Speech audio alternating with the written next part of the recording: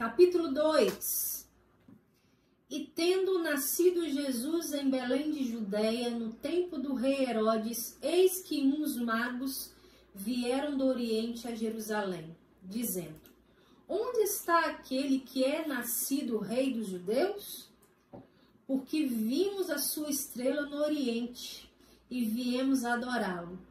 E o rei Herodes, ouvindo isso, perturbou-se e toda Jerusalém com ele. E congregados todos os principais sacerdotes e os escribas do povo, perguntou-lhes onde haviam de nascer o Cristo.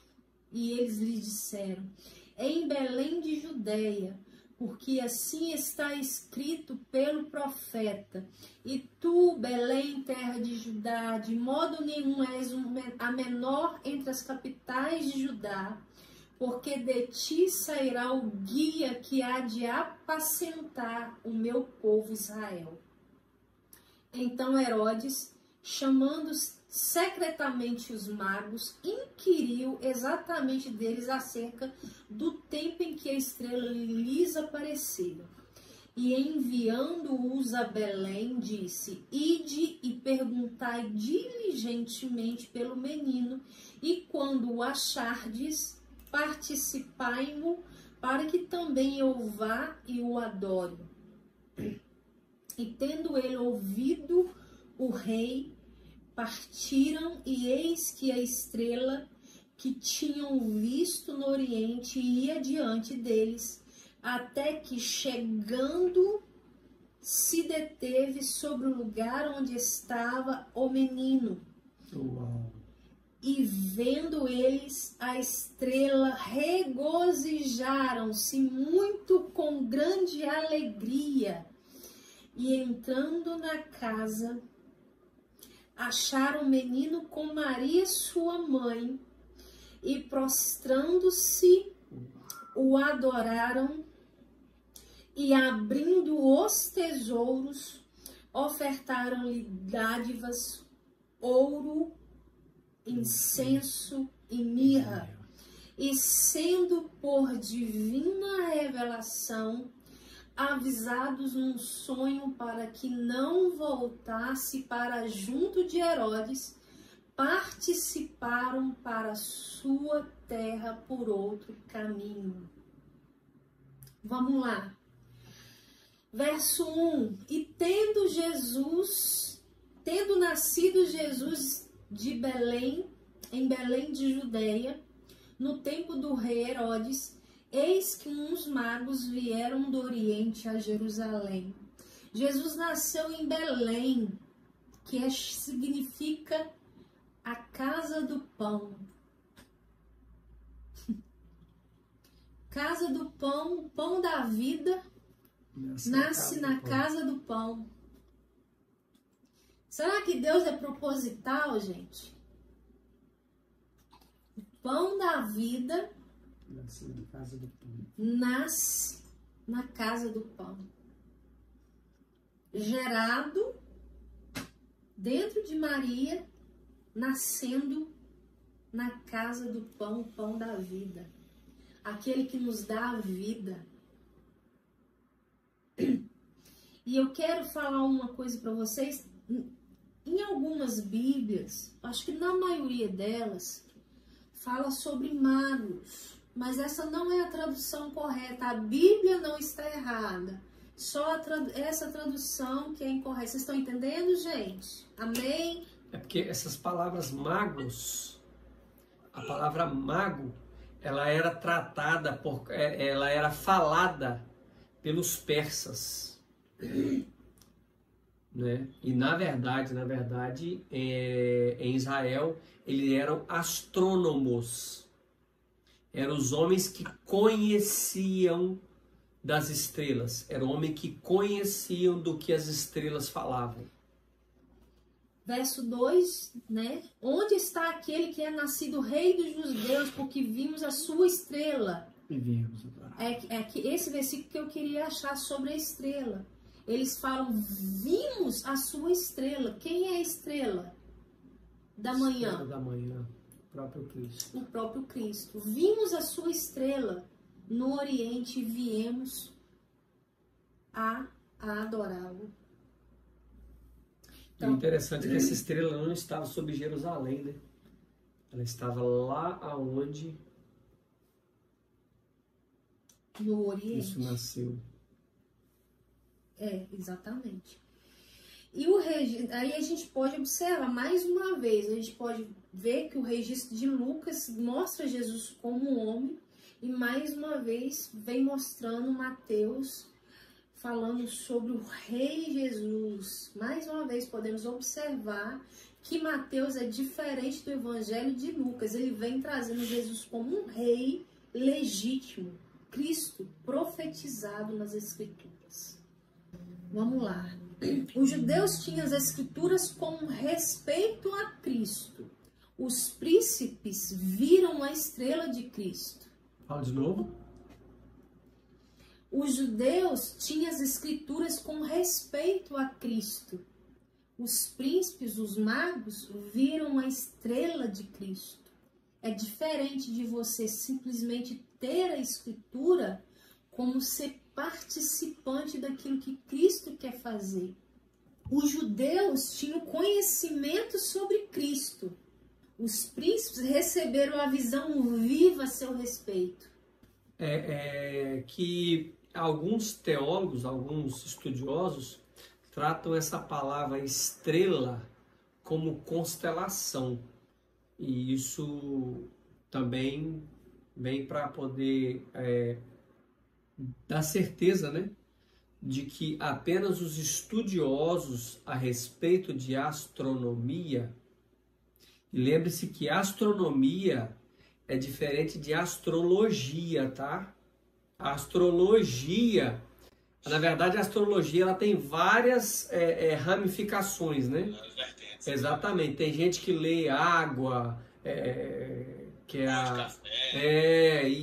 na verdade, a astrologia fala de uma seita, onde você lê as pessoas a partir de algo, ou profetizam a partir de algo.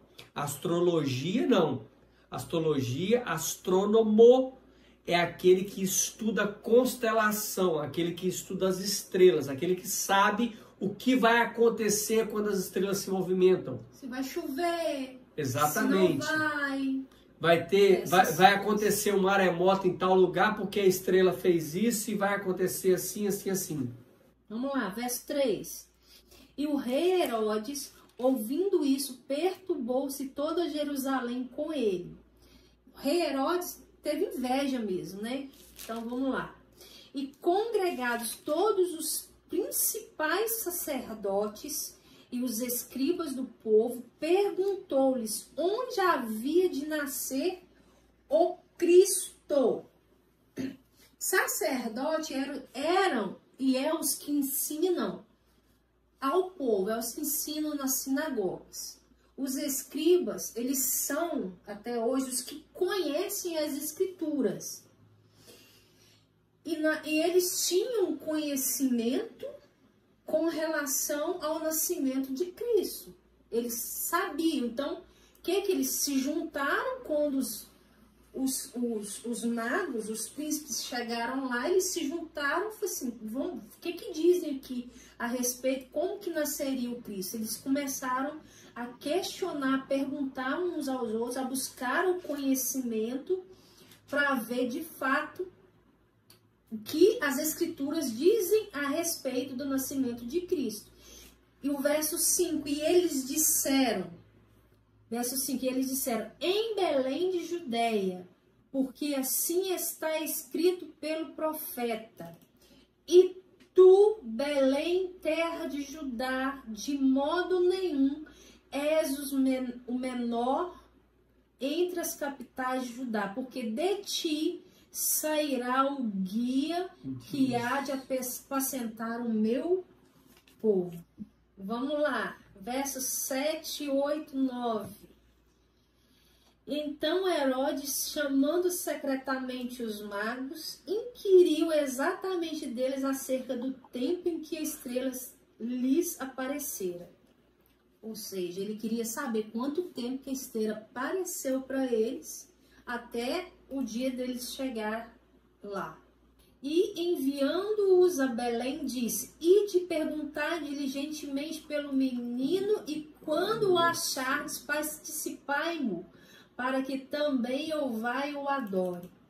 Olha bem, o rei Herodes, escuta que nasceu o rei dos judeus. Vocês acham que ele queria perder o trono dele? De maneira alguma. Aquele que ia libertar o povo de jeito nenhum. Então ele fica se corroendo por dentro. E tendo eles ouvido o rei, partiram, e eis que a estrela que tinha visto no Oriente, ou seja, Deus sabia que eles iam chegar na cidade, iam perguntar, a estrela sumiu e ia chegar até o rei Herodes. E que o rei Herodes ia ficar sabendo. E a estrela some, e depois, propositalmente, a estrela volta da conversa com o rei, exatamente para mostrar para eles o lugar.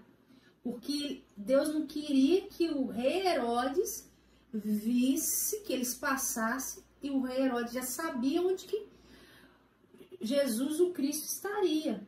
E tendo eles ouvido o rei, partiram, e eis que a estrela que tinha visto no Oriente ia diante deles, até que chegando se deteve sobre o lugar onde estava o menino. Uau! Até que chegando se deteve. Eles foram guiados pela estrela. Eles foram guiados pela estrela.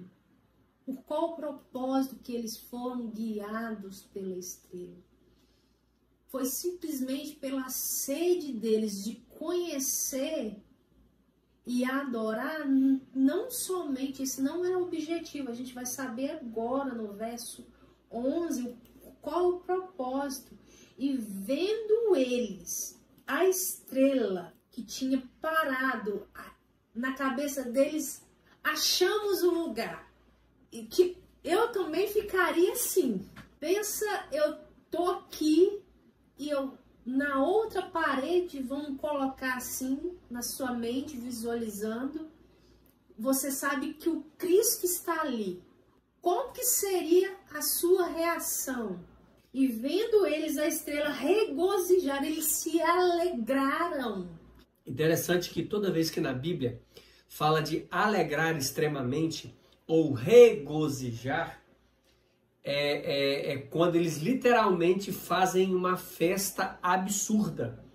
Se você acompanha o que acontece em Israel, há uma semana atrás, essa semana agora, aconteceu uma festa em Israel, onde eles vão para a rua, todo mundo coloca uma caixa de som, coloca um sonzão e eles começam a dançar entre si.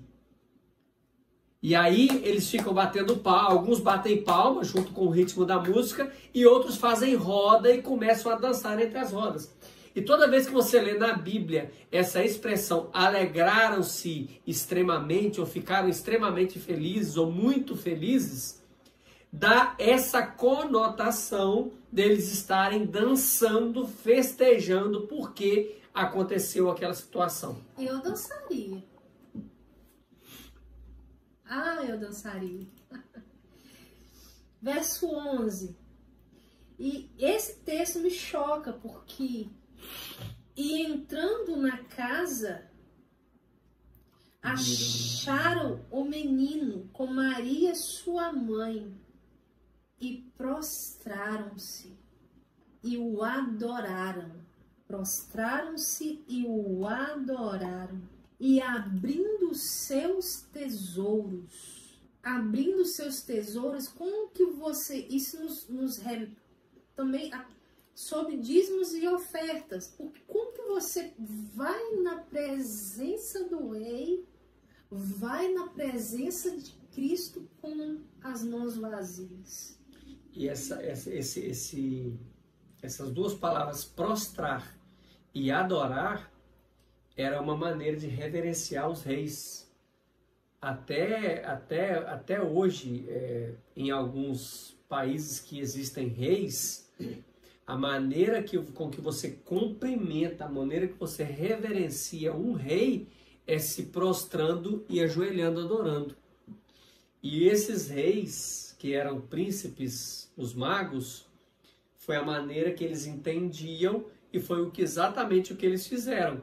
Prostraram, porque eles sabiam, eles tinham a certeza que eles estavam diante do Rei dos Reis.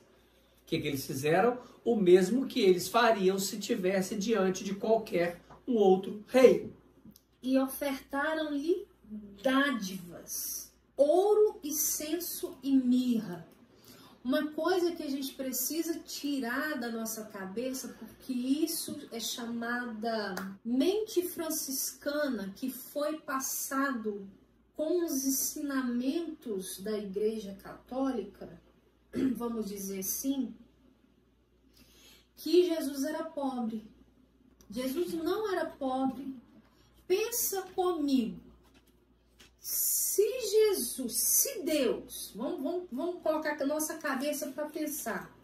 Se Deus, com a sua infinita misericórdia, Ele olha para nós e fala que antes que a gente pensa, Ele já sabe daquilo que a gente precisa, ou que o pardal encontra casa, ou que se um pai sabe dar bem para os filhos, quanto mais eu posso dar para os meus filhos.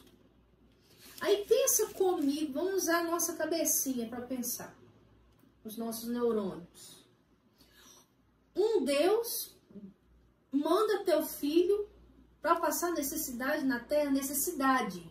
Estou falando necessidade básica. Vocês estão entendendo? Passar privações na terra. Então Jesus, ele não era, queridos, pobre de maré de si, certo? Ele era humilde.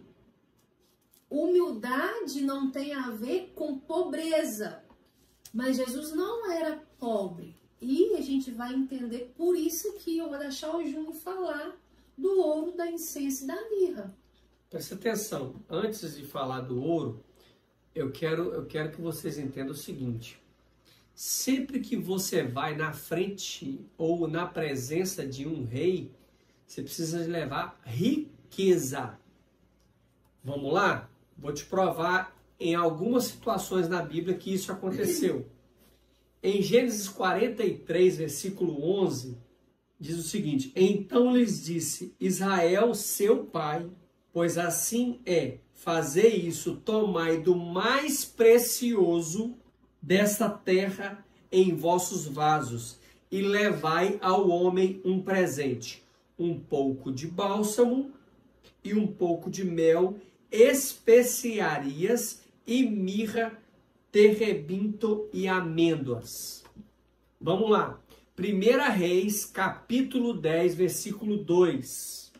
E chegou a Jerusalém com uma grande comitiva, com camelos carregados de especiarias, muitíssimo ouro e pedras preciosas, e foi a Salomão e disse tudo quanto tinha no seu coração. Aqui a rainha de Sabá foi fazer uma visitinha a Salomão. Foi lá fazer bater um papo, ele foi conhecer quem era esse homem tão sábio. O que ela faz? Ela leva camelos carregados de ouro.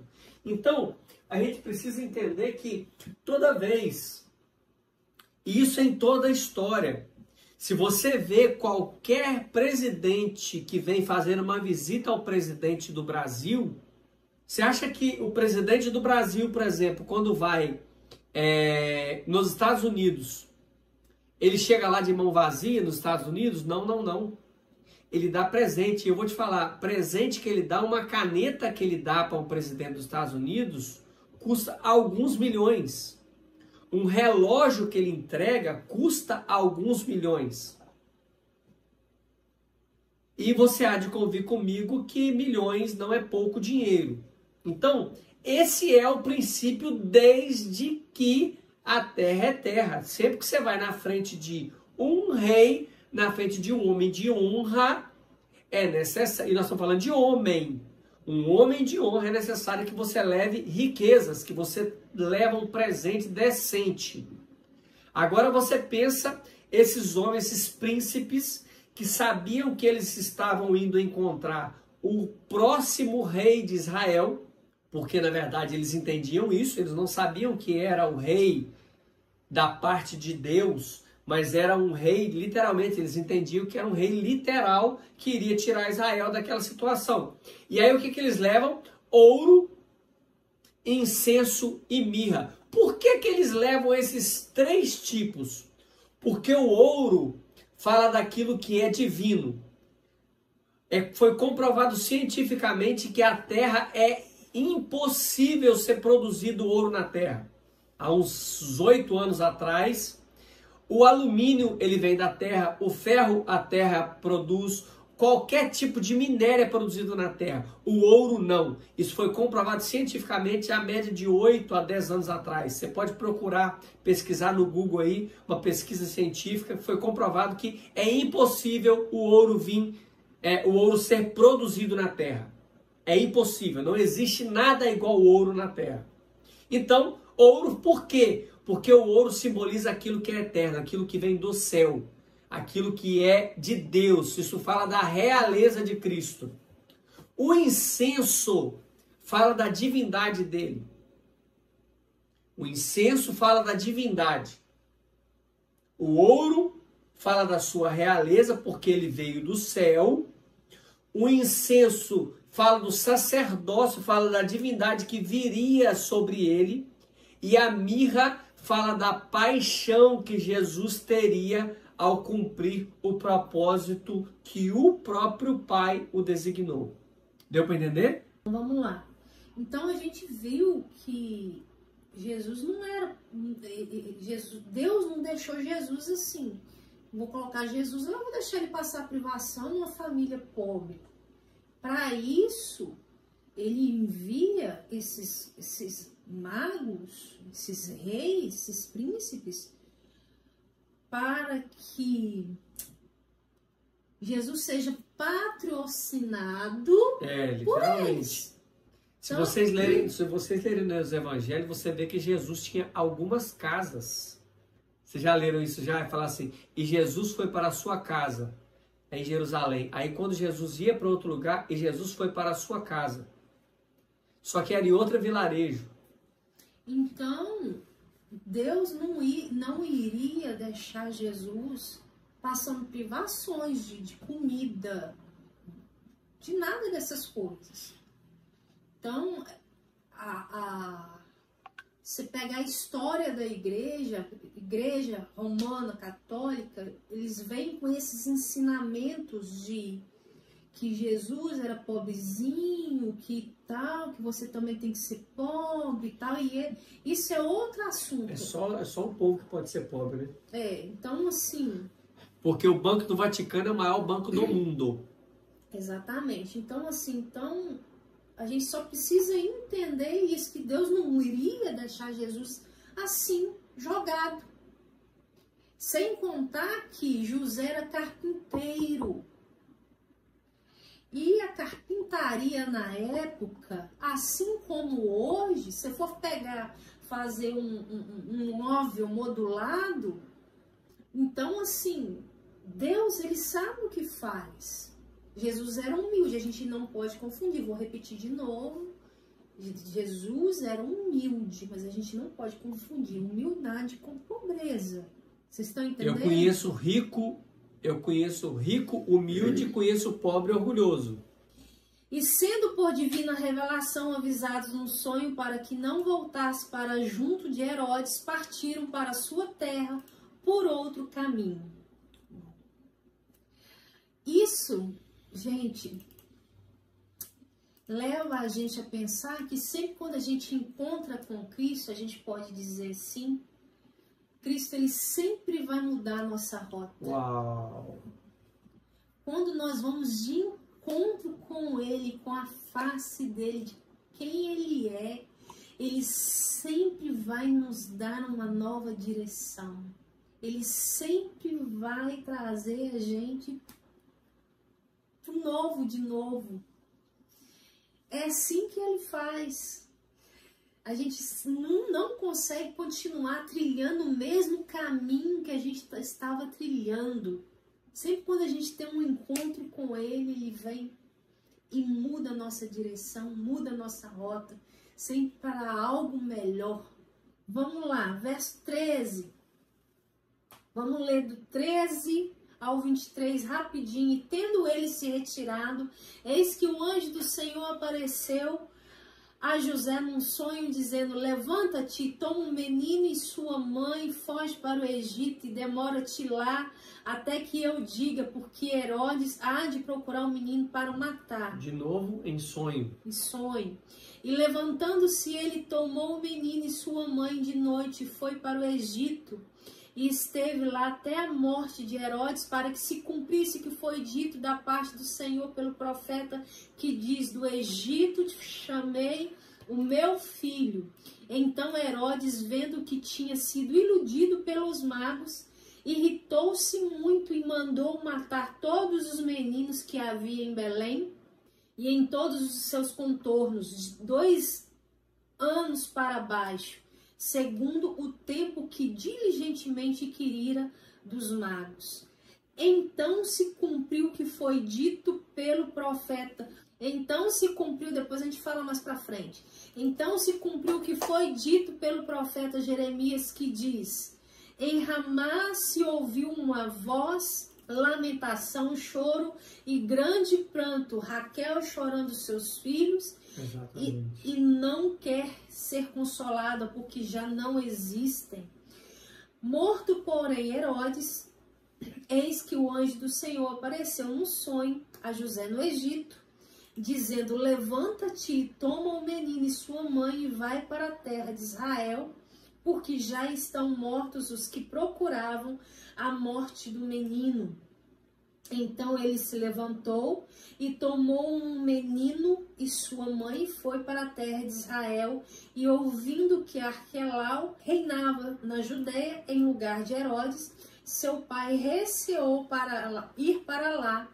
Mas avisado um sonho por divina revelação, foi para as partes da Galileia e chegou e habitou numa cidade chamada Nazaré, para que se cumprisse o que foi dito pelos profetas: ele será chamado Nazareno.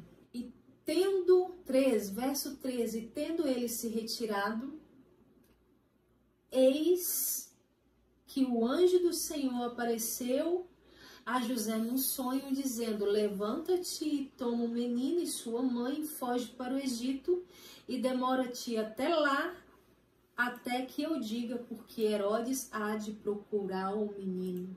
Deus sempre vai procurar sacerdotes aqui. Nós temos sacerdotes, o Valmir, nós temos o Léo, nós temos sacerdotes aqui, o Jadilson é um sacerdote também, o Júnior, que Deus sempre vai dentro de um lar. Deus nunca vai falar com a mulher primeiro. Ele sempre vai falar com o sacerdote, direcionar o sacerdote. Precisamos estar atentos para a direção daquilo que precisa ser feito na nossa casa, no nosso lar. Nós precisamos estar atentos. A mulher é sábia para vir e falar o que está errado, o que não está, para direcionar o esposo. Mas a direção vai ter que vir sempre do sacerdote. Amém? Vamos ler o verso 16. Então Herodes, vendo que tinha sido iludido pelos magos, irritou-se muito e mandou matar todos os meninos que haviam em Belém e em todos os seus contornos, de 2 anos para baixo. Olha bem, segundo o tempo que diligentemente inquirira dos magos. O Valmir perguntou quantos anos talvez Jesus teria, né? Talvez em média 2 anos. Talvez em média de 2 anos. O texto te respondeu aqui, Valmir. Porque de quando eles viram uma estrela, né, saindo do Oriente, eles teve que percorrer um caminho. Talvez esse caminho foi longo. Talvez não, esse caminho foi longo. talvez demorou em torno aí de 2 anos, porque foi o tempo que os magos falou para ele que a estrela tinha de 1 ano a 2. De 1 ano a 2. Eles entraram na casa, porque embora foi preparar exatamente, quando Jesus nasceu em um hospital. A Bíblia fala hospedaria, mas era um hospital. O pessoal coloca como um curral, né? Como um curral, mas nunca foi. Eles estavam procurando um lugar, uma estrebaria que fala, né? Eles estavam procurando. Por que eles não encontraram? Porque o rei tinha para o censo. Sim. Aí Jesus nasce e depois ele corre de Herodes. Fugindo, entendeu? E Jesus já estava numa casa. Foi quando eles... Isso mesmo. Vamos lá, verso 17. Aí antes do verso 17, a gente observa que os primeiros mártires, por causa de Cristo, são essas crianças. Eita! A matança de crianças já não é de hoje. Os mártires, por causa de Cristo, esses são os primeiros mártires. E sempre quando nasce um libertador, Satanás, ele vai tentar acabar com a vida dele e de todas as crianças em redor a qualquer custo. Nós vimos isso com Moisés. E quantas histórias de libertadores e libertadoras que, se for observar a história deles, tentaram matar, quase morreu no parto, e aí vai. E Faraó aqui, no caso, Faraó de Moisés, no caso de Moisés, é o tipo de Herodes em caso de Jesus. Exatamente. Você vê que foi a mesma situação que ocorreu, tanto lá enquanto Moisés, a mesma situação, mortandade de crianças de certa idade para baixo. Os meninos, né, o verso 17 e 18, que diz, né, os meninos mortos por Herodes são considerados filhos de Raquel. Mas como assim? Raquel está lá em Gênesis. Raquel, ela foi enterrada nesse caminho em Ramá de Belém. Por isso que eles são chamados de filhos de Raquel, que eles foram mortos. Por isso que a profecia diz que em Ramá se ouviu uma voz, lamentação, choro e grande pranto. Raquel chorando seus filhos e não quer ser consolada porque já não existem mais. Então, é por causa dessas crianças, porque Raquel ela foi enterrada nesse caminho de Ramá. E essas crianças até hoje elas são chamadas de filhas de Raquel, de filhos de Raquel. Versos 17, 18, 19 a 22. Morto, porém, Herodes, que o anjo do Senhor apareceu num sonho a José, no Egito, dizendo, levanta-te e toma o menino e sua mãe e vai para a terra de Judeia, porque já estão os mortos que procuravam a morte do menino. Então ele se levantou e tomou o menino e sua mãe e foi para a terra de Israel. E ouvindo que Arquelau, rei, reinava na Judeia em lugar de Herodes, seu pai receou ir para lá, mas avisado num sonho por divina revelação, foi para a parte da Galileia. A Galileia é a Galileia dos gentios. A Bíblia diz em Mateus 4,15 que a Galileia é a Galileia das nações. Com certeza moravam pessoas de vários países ali. E era desprezada pelo povo, talvez seja por causa disso. Abre aí, só para vocês entenderem, em João, por que Jesus foi tão desprezado. João 7, 41 a 52. 7,41. Outros diziam, esse é o Cristo. Mas diziam os outros, vem, pois, o Cristo da Galileia? Não diz as Escrituras que o Cristo vem da descendência de Davi e de Belém, e da aldeia onde era Davi? Assim, entre o povo havia dissensão por causa dele, e alguns deles queriam prendê-lo, mas ninguém lançou mão dele. E os servidores foram ter com os principais sacerdotes e fariseus e lhe perguntaram: por que não trouxesses? Responderam os servidores: nunca homem algum falou assim como este homem. 47. Responderam-lhe, pois, os fariseus: também vós fostes enganados? Creu nele, porventura, algum dos principais ou dos fariseus? Mas esta multidão que não sabe a lei é maldita. Nicodemos, que era um deles, que fora ter com Jesus à noite, disse-lhes: porventura condena a nossa lei um homem sem o primeiro ouvir e ter conhecimento do que faz? Responderam-lhe eles. Disseram-lhe: és tu também da Galileia? Examina e verás que da Galileia nenhum profeta surgiu, e cada um foi para sua casa. A Galileia era dos gentios e era desprezada pelo povo. Cristo nasceu na honrada Judeia, mas cresceu na desprezada Galileia. E quando aquele povo olha para Jesus e olha para os seus discípulos, fala assim: Galileu, Galileu, Galileu, Galileu, Galileu, Galileu. Homens galileus. Homens galileus, todos desprezados por Israel.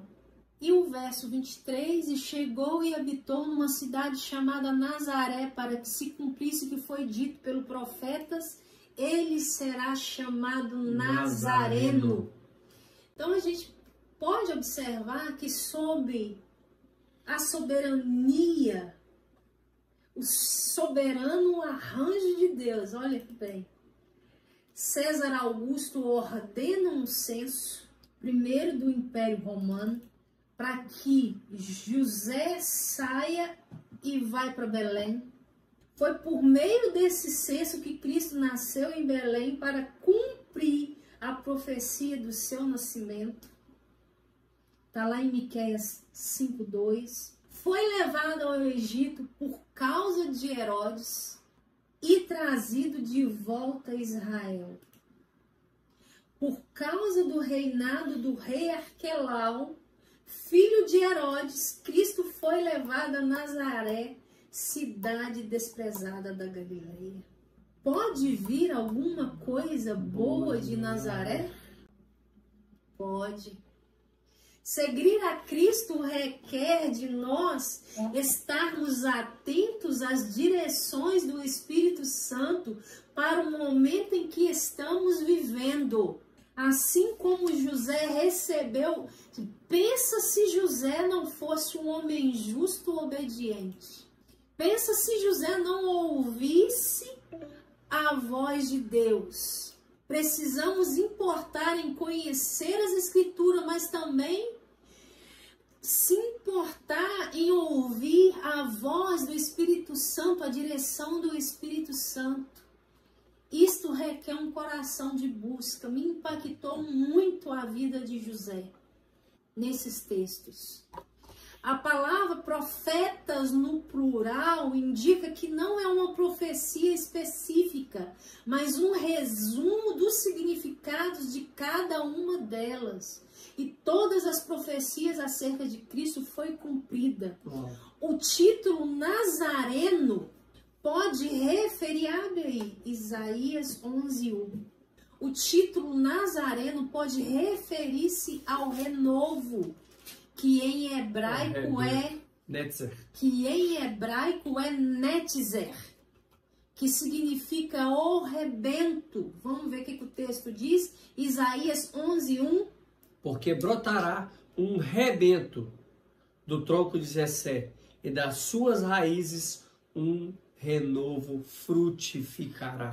A gente precisa entender o significado da palavra renovo. Renovo não é aquilo que Deus está me renovando. Não, Deus está fazendo nascer de novo. Renovo não é consertar, é nascer novamente. É nascer novamente, é um broto. Renovo, um broto de uma árvore. Então, quando fala que o título Nazareno pode referir-se ao renovo, que em hebraico é nétise.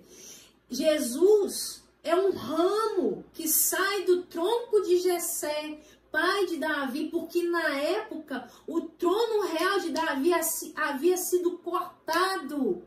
E Jesus vem com um renovo, como um broto. Agora um novo ramo brotou no tronco de Jessé e saiu de suas raízes. Então Nazareno significa renovo. É um novo.